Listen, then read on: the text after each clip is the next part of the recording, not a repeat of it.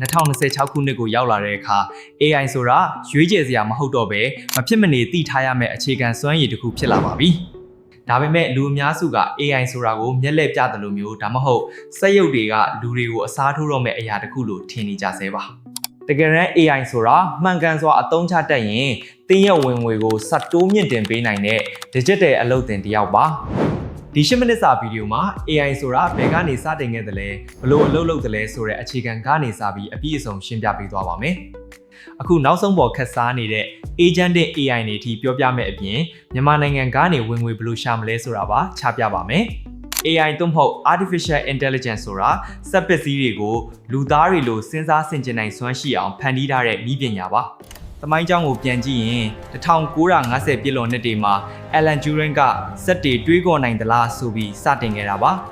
1956ခုနှစ်မှာတော့ Dharma Workshop ကနေ AI ဆိုတဲ့အမည်ကိုတရားဝင်စတင်သုံးစွဲခဲ့ကြတာဖြစ်ပါတယ်။တာမန်ကွန်ပျူတာ program တွေကကိုရေးပေးထားတဲ့ code တွေအတိုင်းပဲတသွေးမတိန်အလုပ်လုပ်ပါတယ်။ AI ကြတော့အဲ့လိုမဟုတ်ပါဘူး။စက်တွေကိုယ်တိုင်သင်ယူတဲ့စနစ်ကိုသုံးပါတယ်။ကလေးငယ်တယောက်ကိုပုံတွေပြပြီးသင်ပေးသလို AI ကိုလည်း data တွေကျွေးပြီးသင်ပေးရတာပါ။ဒီလိုအချက်လက်တန်းထောင်ကြီးကျွေးပြီးကိုယ်တိုင်သင်ယူခိုင်းတဲ့စနစ်ကို machine learning လို့နည်းပညာအခေါ်အဝေါ်ရသတ်မှတ်ခေါ်ဆိုကြပါတယ်။ဒီစနစ်ကိုလူဦးနောက်ကအာယုံကြောကွန်ရက်တွေလို့တိစောက်ထားတာဖြစ်ပါတယ်။အချက်လက်တစ်ခုဝင်လာရင်အလွှာပေါင်းများစွာကနေခွဲခြမ်းစိတ်ဖြာပါတယ်။တန်းကြည့်တဲ့ data တွေကြားထဲကနေဆက်ဆက်မှုတွေကိုရှာဖွေပြီးအကောင်းဆုံးအဖြေကိုစက္ကန့်ပိုင်းအတွင်းတိတိကျကျပြန်လည်ထုတ်ပေးတာပဲဖြစ်ပါတယ်။အရင်ခေတ်ကကွန်ပျူတာတွေဟာအခုလောက်တွက်ချက်နိုင်စွမ်းမမြင့်မားသေးတဲ့အတွက် AI နည်းပညာဟာထင်သလောက်ခီးမပေါက်ခဲ့ပါဘူး။ဒါပေမဲ့အခုခေတ်မှာ internet ပေါ်က data တွေနဲ့ cloud company ရဲ့စွမ်းရည်တွေမြင့်မားလာတဲ့အတွက် AI ဟာအရန်စွမ်းဆောင်လာနိုင်တာပါ။အရင်က AI တွေဟာရှိပြီးသားအချက်အလက်တွေကိုခွဲခြမ်းစိတ်ဖြာဖို့လောက်ပဲသုံးခဲ့ပါတယ်။ဥပမာဓာတ်မှန်ပုံကိုကြည့်ပြီးယောဂရှာတာမျိုးပါ။2020နှစ်နောက်ပိုင်းမှာတော့ generative AI ဆိုတာပေါ်လာပါတယ်။နာမည်အတိုင်းပဲအသစ်ဖန်တီးနိုင်လာတာဖြစ်ပါတယ်။ ChatGPT နဲ့ Claude လို AI တွေဟာလူတစ်ယောက်လိုပဲသဘာဝကျကျစာတွေ၊ကဗျာတွေနဲ့ဆောင်းပါးတွေကိုစက္ကန့်ပိုင်းတွင်ရေးပေးနိုင်လာပါတယ်။သင်လုပ်ငန်းအတွက်လိုအပ်တဲ့ email တွေ project အဆိုပြုလွှာတွေကို AI ကိုအသုံးပြုပြီး professional ကြကြရေးသားခိုင်းနိုင်ပါပြီ။စာသားတွေတည်းမကပါဘူး။ Midjourney တို့လို AI တွေကစာသားလေးပေးလိုက်ရုံနဲ့အမှုပညာမြောက်တဲ့ပုံတွေကိုအံ့ဩစရာကောင်းလောက်အောင်ဆွဲပေးနိုင်လာပါတယ်။ဒီလိုရုပ်ပုံဖန်တီးတဲ့ AI တွေဟာ distribution နည်းပညာကိုသုံးပါတယ်။မှုံဝါတဲ့အဆက်အပြောက်တွေကနေပုံအသစ်ဖြစ်အောင်အဆင့်ဆင့်ဖန်တီးတာပါ။ AI ကိုပုံတစ်ပုံပြပြီးအဲ့ဒီပုံကိုအဆက်အပြောက်တွေဖြစ်သွားတဲ့အထိဖြည့်ဆည်းခိုင်းပါတယ်။ပြီးရင်အဆင့်ဆင့်ပြန်လည်တိစောက်ခိုင်းပါတယ်။တန်းကြည့်တဲ့ပုံတွေကိုအဲ့လိုလေ့ကျင့်ထားတဲ့အတွက်သင်ကအမိန့်ပေးလိုက်တာနဲ့ပုံအသစ်တစ်ခုကိုတိတိကျကျအမြန်ဆုံးဆွဲထုတ်ပေးနိုင်တာပါ။ဒါဆိုရင်အခုမြင်တွေ့နေရတဲ့ Sora လို video AI တွေကရောဘယ်လိုအလုပ်လုပ်လဲ။ဗီဒီယိုဆိုတာပုံတွေကိုအမြန်နှုန်းနဲ့ဆက်တိုက်ပြတာပါ။ဒါပေမဲ့ video AI တွေကပုံတွေကိုဆက်ပေးရုံနဲ့မဟုတ်ပဲယူဘဗေဒသဘောတရားတွေကိုပါနားလည်အောင်အထူးလေ့ကျင့်သင်ကြားထားရပါတယ်။ဥပမာလေတိုက်ရင်တရွက်လှုပ်တာရေစီးဆင်းတာတွေကိုပါအတိအကျတွက်ချက်ပါတယ်။ဒါကြောင့်အလင်းအမောင်တွေကိုသဘာဝကျကျဖန်တီးပေးနိုင်တာပါ။ကင်မရာရွေးရှားမှုတွေနဲ့လူတွေရဲ့လှုပ်ရှားမှုတွေကိုပါလက်တွေ့ကဘာကအတိုင်းတူညီအောင်ဖန်တီးနိုင်တာဟာဗီဒီယိုမော်ဒယ်တွေရဲ့အားသာချက်ပါ။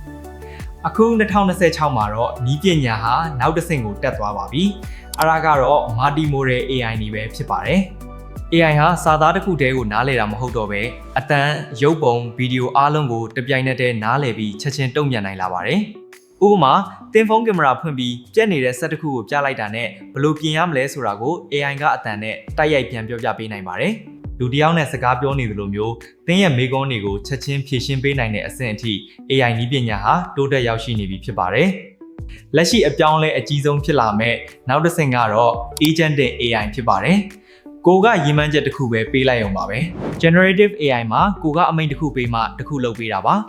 Agentic AI တွေဟာလူမပါပဲလွယ်လပ်စွာအဆအဆုံးအလုပ်လုပ်ပါတယ်။ဥပမာ Devin, Manus လို AI တွေဟာ software code တွေကိုသူ့ဘာသာရေးသားပြီးအမှားပြင်ဆင်တာကအစ website တစ်ခုလွှင့်တင်တဲ့အထိလုပ်ပေးနိုင်ပါတယ်။ကိုယ့်ရဲ့လုပ်ငန်းအတွက်ပြိုင်ဘက်တွေရဲ့အချက်အလက်တွေကိုရှာဖွေပြီး Excel ထဲမှာစနစ်တကျထည့်ပေးလို့ AI ကိုခိုင်းလိုက်ရင်ရပါတယ်။ AI က internet မှာသူ့ဘာသာရှာဖွေပါလိမ့်မယ်။ Excel ကိုကိုယ်တိုင်ဖွင့်ပြီးဖြည့်မယ်။ email လေးကိုသွားပြီးစာရေးမယ်အကုန်လုပ်ပေးမှာပါ။ဒီလုပ်ငန်းစဉ်တစ်ခုလုံးကိုလူဝင်ပါစရာမလိုပဲတာဝန်ယူလုပ်ဆောင်ပေးမှာပါ။ဒါဟာအသင်အတွက်ကိုယ်ပိုင်အဖွဲ့အစည်းတစ်ခုရှိလာတာနဲ့အတူတူပါပဲ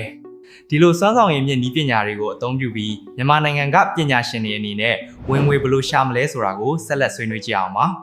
ပထမဆုံးအနေနဲ့မြန်မာနိုင်ငံတွင်းမှာတချို့ AI တွေသုံးဖို့ကန့်သက်ချက်ရှိနိုင်တဲ့အတွက်ယုံကြည်ရတဲ့ VPN တစ်ခုကိုအမြဲတက်ဆင်ထားဖို့လိုပါတယ်အဓိကအားသာချက်ကတော့ဘာသာစကားအခက်အခဲကိုကျော်ဖြတ်နိုင်တာပါနိုင်ငံတကာနဲ့အလုပ်လုပ်တဲ့အခါအင်္ဂလိပ်စာအခက်အခဲရှိနေရင်တော့အဆင်ပြေပါတယ် ChatGPT ကိုသုံးပြီး professional ကြဆက်သွယ်နိုင်ပါတယ် freelance အလုပ်တွေလုပ်ရမှာတခြားနိုင်ငံကလူတွေနဲ့တန်းတူရှင်ပြိုင်နိုင်လာပါတယ်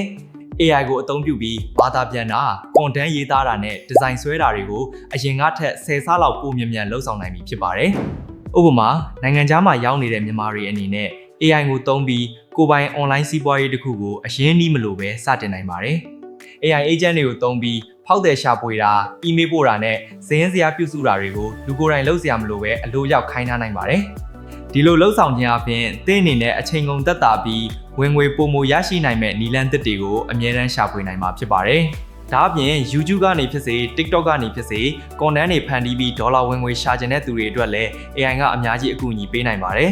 ဗီဒီယို idea စဉ်းစားတာကနေစပြီးဇာတ်ညွှန်းရေးတာဗီဒီယိုတီးပြတ်တာအထိ AI tool တွေကိုပေါင်းစပ်အသုံးပြုပြီးအရည်သွေးမြင့်ဖန်တီးနိုင်ပါတယ်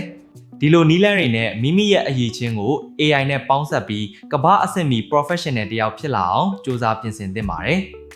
ဝင်ငွေရှာတဲ့နေရာမှာလည်းကိုယ့်ရဲ့အချိန်ကိုကြီးရောင်းစားနေမဲ့အစား AI တွေကိုအသုံးပြုပြီးစီးပွားရေးလုပ်ငန်းတွေကိုအလိုလျောက်လည်ပတ်နိုင်ပါတယ်။ Digital ထုတ်ကုန်တွေဖန်တီးရောင်းကြတာ online သင်တန်းတွေဖွင့်လှစ်တာစတဲ့တန်ဖိုးမြင့်လုပ်ငန်းစဉ်တွေစီကိုအလွယ်တကူကူးပြောင်းနိုင်ပြီဖြစ်ပါတယ်။နိုင်ငံခြားမှာအလုပ်လုပ်နေတဲ့သူတွေအတွက်လည်း AI ကိုသုံးပြီးဒေသခံဘာသာစကားကိုအလွယ်တကူလေ့လာနိုင်သလိုလုပ်ငန်းခွင်မှာလည်းအထောက်အကူပြုပါတယ်။ AI ဟာလူသားတွေရဲ့နေ့စဉ်ဘဝကိုပုံမလွယ်ကူအဆင်ပြေအောင်ဖန်တီးပေးနေတဲ့အကောင်းဆုံးလက်ထောက်တစ်ယောက်ဆိုတာကိုအမြဲတမ်းသတိရပါတချို့က AI တွေအရန်စွမ်းလာလို့အလုပ်အကင်တွေရှားပါသွားမလားဆိုပြီးစိုးရိမ်ကြပါတယ်တကယ်တော့ AI ကိုလုံးဝမကြောက်ပါနဲ့အမြဲတမ်းမှတ်ထားရမယ့်အချက်က AI ဟာသင်အလုပ်ကိုလူယူသွားမှာမဟုတ်ပါဘူး AI ကိုကျွမ်းကျင်စွာသုံးတတ်တဲ့သူကသာသင်နေရာကိုယူသွားမှာပါ